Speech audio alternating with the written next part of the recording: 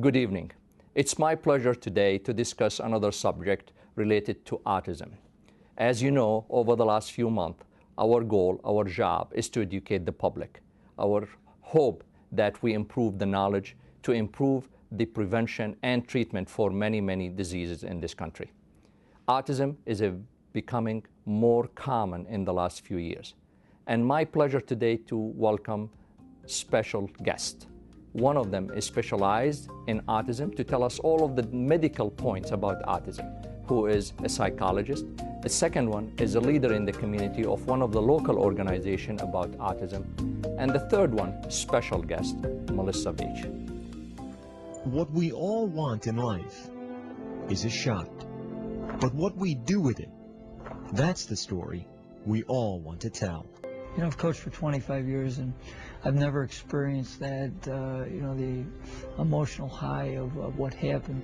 What happened for Jason McElwain, or J-Mac as his friends call him, is about more than a shot. Diagnosed with autism at 2 years old, he's never considered himself different or separate, especially when it comes to sports. Sports has always been, how could I say, his equalizer. He's just like any of the other kids out there. It's not really a big deal at all. I'm just normal like other people. That's the way I am. At 5'6", J-Mac didn't make the junior varsity basketball team at his high school, Greece Athena, near Rochester, New York. Instead, he became team manager, a role he now has for the varsity as a senior. In the last 3 years, in his white shirt and black tie, he's missed only one game. Going to practice, I set up the clock and get the water in games and be enthusiastic. As this season was wrapping up, Coach Johnson approached Jason with an idea about the Trojans' final home game of the season. I said, I'm really going to look to try to get you in the game, but remember, I can't promise you that. And he said, okay, Coach. February 15th, Greece Athena against Spencerport. And with 4:19 left in the game, with the Trojans up by 20, Coach called down to the end of the bench for number 52. He came into the game, they all stood up and they put the signs, the pictures of him up, and I got really emotional. And I sat down and started to cry. With 3:46 left, Jason got the ball. When he missed that first three, I was like, oh, and then an air ball, and I was like, man, I really just want to see him score one time. I put my head in my hands like, dear God, please, just get him a basket. Then, with 3:12 left, another chance.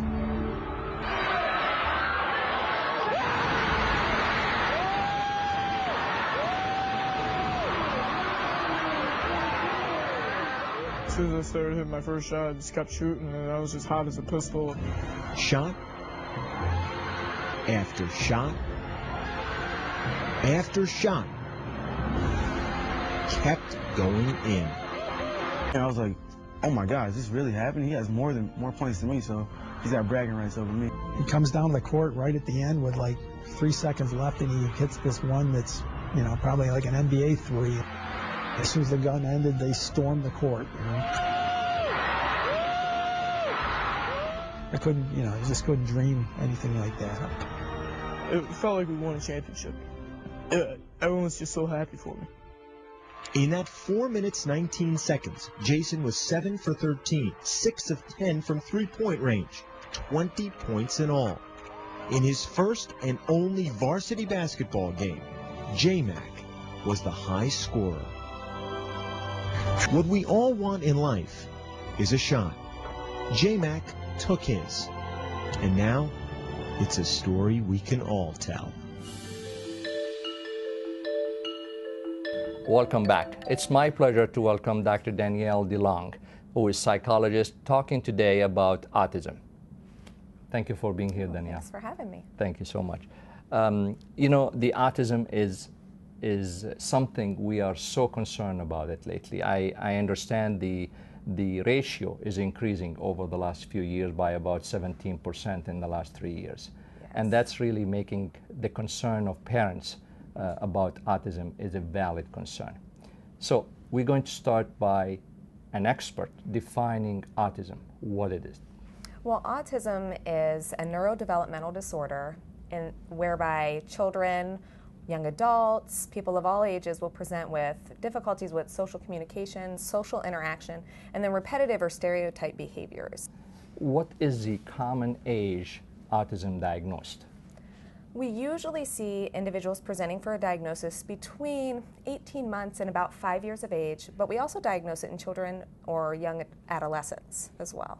And you're saying 18 months. I mean, what are the signs which could give the parents clues that maybe there's something wrong here and they need to ask an expert to make the diagnosis? Well, a lot of the signs have to do with language. So we're looking at children who aren't cooing or babbling before 12 months of age, children who aren't using gestures like pointing at things by 12 months of age, not using single words by about 16 months of age, not putting two words together or short phrases by 24 months, and then a loss or a regression in language skills in that early childhood period as well. But to my understanding from my limited reading that there is some contributing factors.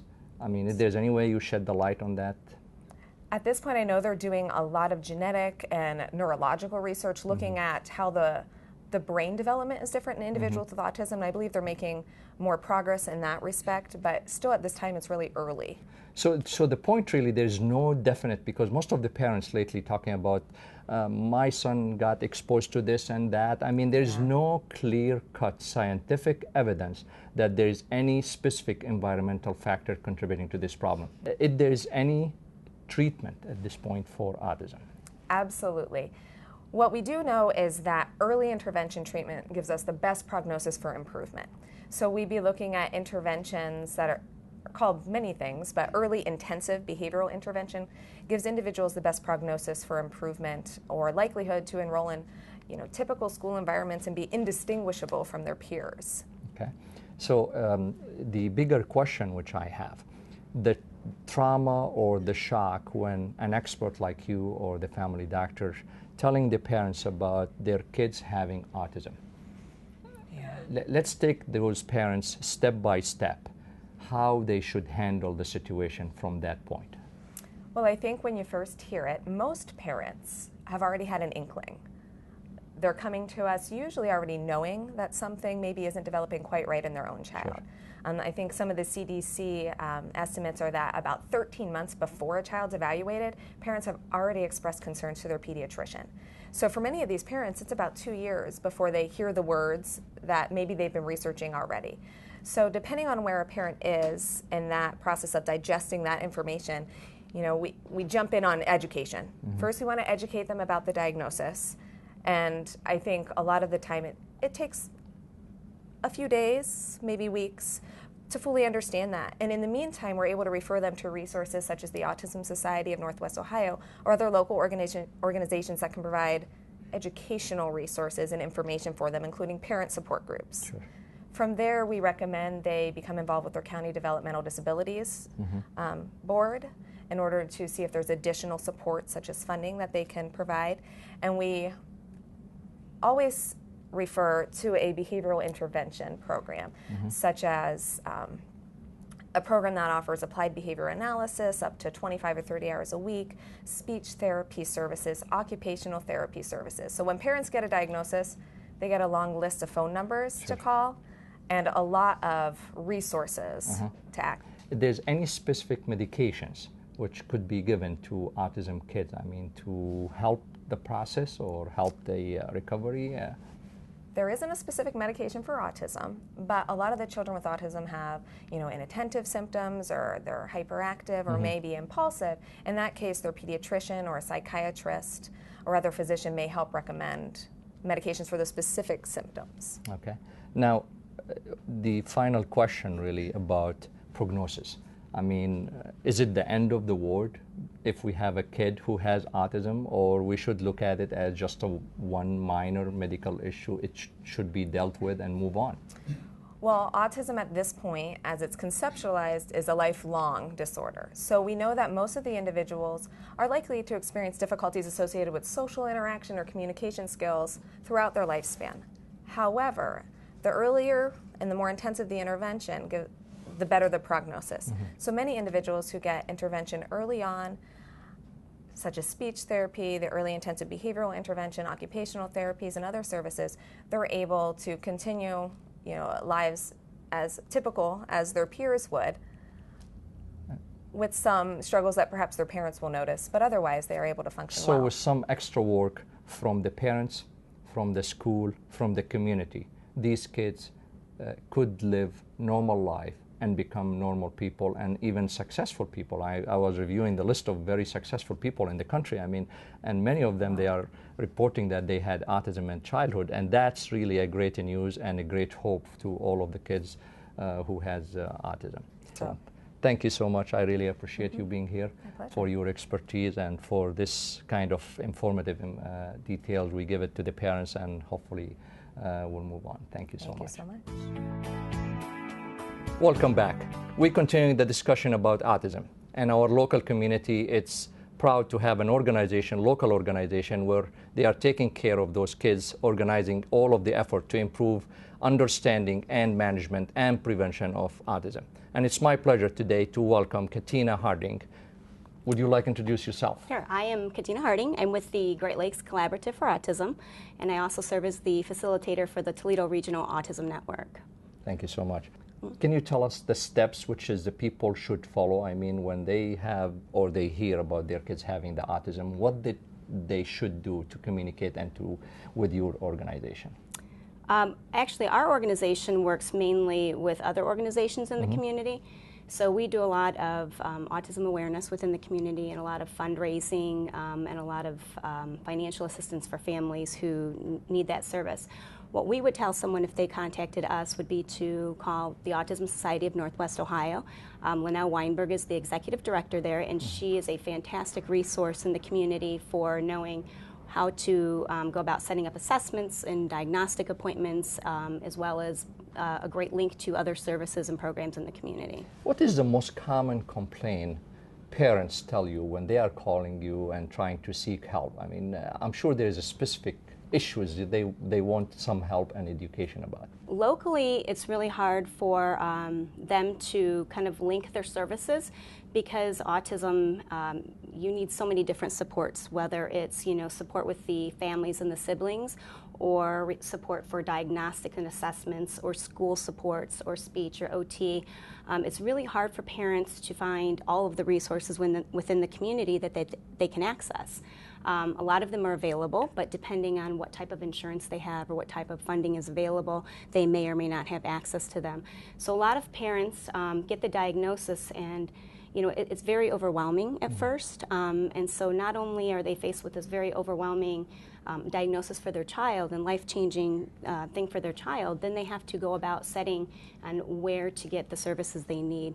So what we hear most often really is that it's just really difficult to get on the right path to all the service that they need, and then making sure that it's consistent throughout the child's life, to make sure that each transition period goes through flawless, so that they're not scrambling when the child goes from preschool to kindergarten, or from elementary school to junior high, making sure that everything follows the family as smoothly as possible. Do you do any events to support the effort of your organization? I mean, like get the community support? We do.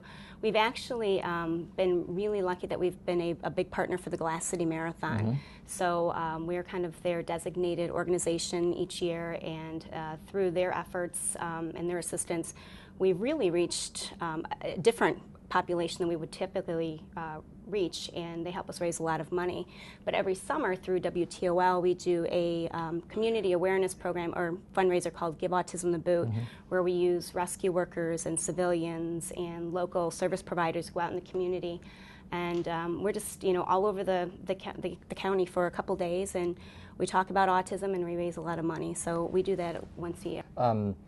In your opinion, there's any cost, by the way, to the family when they call your organization asking for help and asking for coordination? And there is any cost for them? No, there's no cost for. So it's free of charge, right? Correct. Yeah, which is really great to have that Correct. in our community to support those parents. We want to make sure our community is very autism friendly and autism aware, so that our kids and our young adults and our adults feel very welcome in our community. And I think right now, since there's still no insurance coverage for autism in Ohio. A big part of our mission right now is really raising money to make sure that the services can be available for families. And we can have the best services in the world, but if our families can't access them, then it really doesn't do any good. So. After watching this episode, I hope there's too many people who are going to think about those kids and about the autism in this region.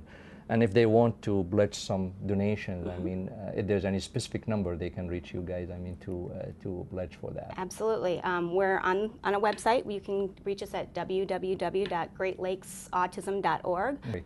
I really appreciate it, and I hope the community will respond. We appreciate you being here. And thank you for all of the efforts and all of the work you do, guys. You are doing a great job. Great, thank you. Thanks for the opportunity. Autism is a disorder of neural development characterized by impaired social interaction and verbal and non-verbal communication, and by restricted, repetitive, or stereotype behavior. Autism can be associated with intellectual disability, but many of those on the autism spectrum have exceptional abilities in visual skills, music, and academic skills. About 25% of individuals with ASD or autism are nonverbal, but can learn more communication using other means. The most obvious signs of autism and symptoms of autism tend to emerge between 2 and 3 years of age. Continues to fund research on effective methods for earlier diagnosis as early as intervention with proven behavior therapies can improve outcome. Increasing autism awareness is a key aspect of this work, and one in which our families and volunteers play a valuable role. How common is autism? ASD affect over 2 million individuals in the United States and tens of millions around the world. Autism statistic from the U.S. Center for Disease Control, CDC, identify about 1 in 88 American children develop autism. More common in boys, about 1 of 50 boys has autism. Autism causes is not identified clearly, but not long ago, the answer to this question would have been, we have no idea. There is no one cause of autism, just as there is no one type of autism.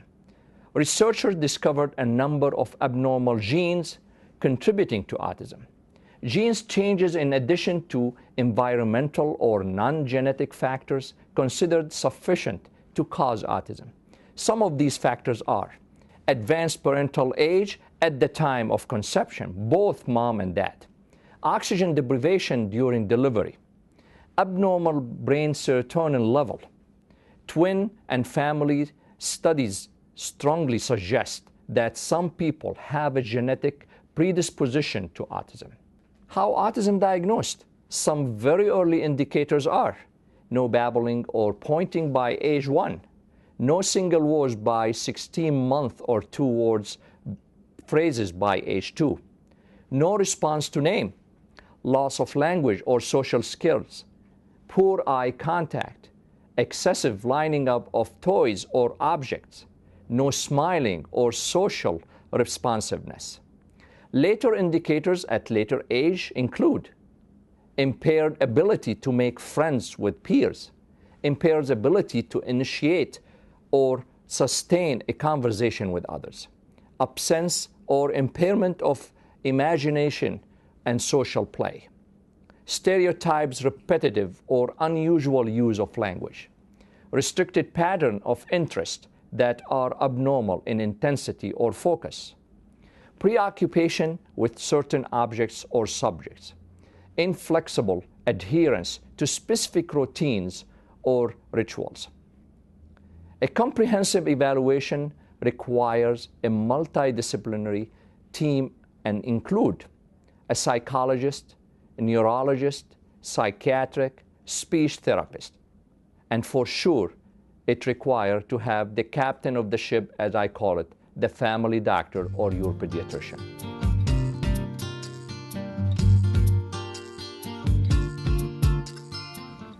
Welcome back. It's my pleasure today to welcome between us Melissa Veitch. Everybody knows Melissa. Everybody asking about Melissa, and I can tell you I get questions almost on daily basis, how is Melissa? And here we are, it's my pleasure. I know that we are having Melissa for a specific reason here, but I want her to talk to you and say hi to you because I'm sure she missed to be on TV, and I'm in the opposite direction here. I'm sitting on this chair as the anchor, but in reality, it's my pleasure to welcome Melissa. Thank you very much. Thank you. And as my doctor, I'll, you saved my life. I'll talk to you about anything, really, when it comes down to it. So everybody asking about you and how you're doing. Can you just tell everybody, assure them that you are doing great? I am doing much better and have a little allergies going here, but really just feeling so much better. Following the doctor's orders, which is so important, and which is taking it easy, getting enough sleep, getting, very moderate exercise. All that stuff they tell you to do, because time waits for no one. You got it. And I'm glad you believe in that. And I do, I really and we do. hope that soon we're going to see you again on TV. Thank you so much. Today you're here to talk about autism. As a parent who has a child with autism. I do. I have a son. My son is now 14, but he was diagnosed with autism at 3 years old. And, it is amazing to see the growth in these beautiful children, and what has really blossomed in this area as far as awareness. So thank you for talking about it. That's my pleasure. The first time you were told that your son has autism, how traumatic was? It's interesting because the doctor was speaking a little bit before me, and she said usually a parent, when they finally get to that diagnosis, has had a feeling that their child is autistic. So I guess it wasn't so much a shock to know that he had autism. I think when it came down to it, though, it was a shock to know at 3 years old you had a very specific window when you had to get him treatment. Because within the brain, we all know that certain developments close at a certain age, and it's like someone starts a clock, and it starts ticking, and you have to get him treatment.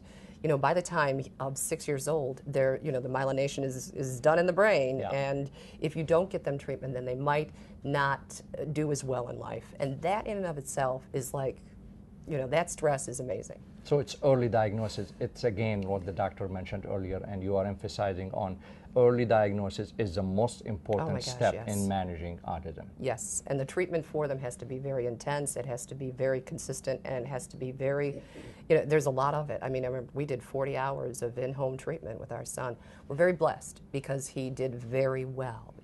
Is the community helping in that process? I mean, do we have, we interviewed the local organization which is trying to help as much as possible. Is the community ready to take care of autism kids?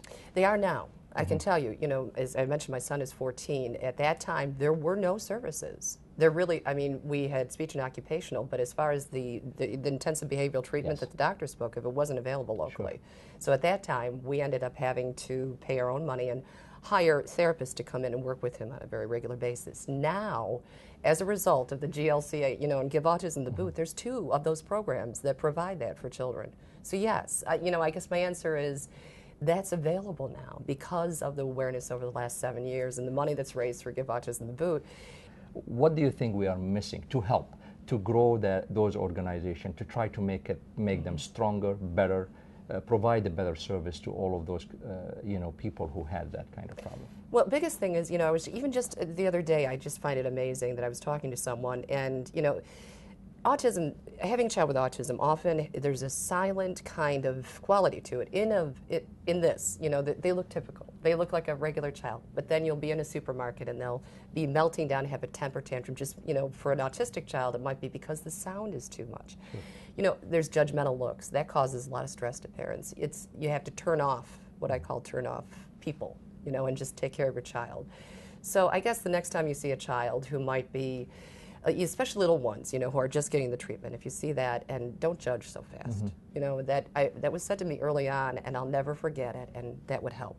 Beyond that, we've got this, we've certainly got early intervention. We're working now in teen services. And a lot of getting our kids into typical schools, to give them the most normal development involves supporting them in those schools, bullying awareness because they're not so socially adept as other kids, maybe making sure that they are not bullied. That kind of support would help. Beyond that, we're looking at adult services, and that is an area you're going to see a need for tenfold in the next 5 years. Wow. So. Are the schools welcoming that idea? I mean, to improve the awareness of the kids, Yeah. because most of bullying, They and are. it happened at school. I mean, are they welcoming that idea? They're starting to. They're starting to. A lot of the schools are having autism intervention specialists for the first time, which is amazing. I do, I work a lot with Agility Angels, which is a wonderful organization with therapy dogs and autistic kids.